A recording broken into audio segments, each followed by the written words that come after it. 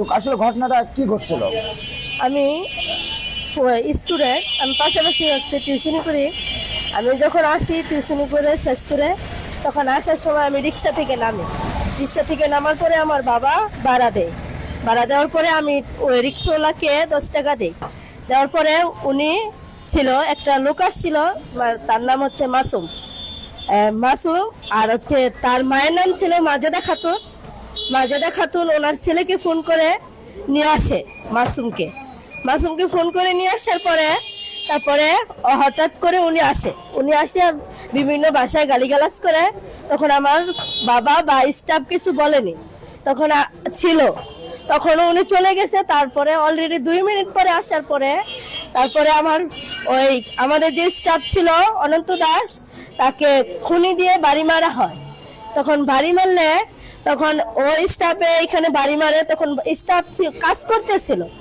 তখন আমার বাবা হঠাৎ করে ওকে বলছিল যে আমার যদি নাতি অন্যায় করে থাকে তাহলে তুমি ওকে কেন শাসন করবে বা মারবে? যদি দোষ থাকে তাহলে আমাকে বলবে, আমি এই দোকানের মালিক, তাহলে তুমি ওর গায়ে কেন আঘাত করবে? তখন এটা দিয়ে বাবা সরিয়ে দেয়।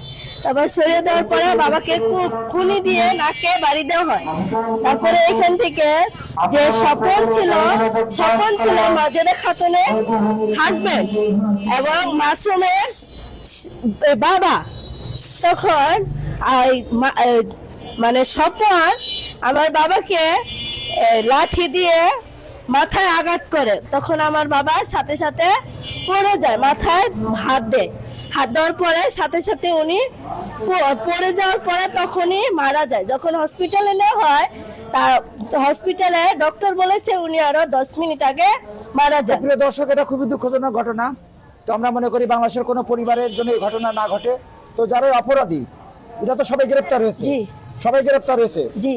তো আমরা সরকারের কাছে আমরা আবেদন জানাই, এই যে যারা এই ঘৃণিত জঘন্য ঘটনা ঘটিয়েছে, দ্রুত তাদের বিচার আওতায় নিয়ে এসে তাদের ফাঁসি দেওয়া হোক। ধন্যবাদ।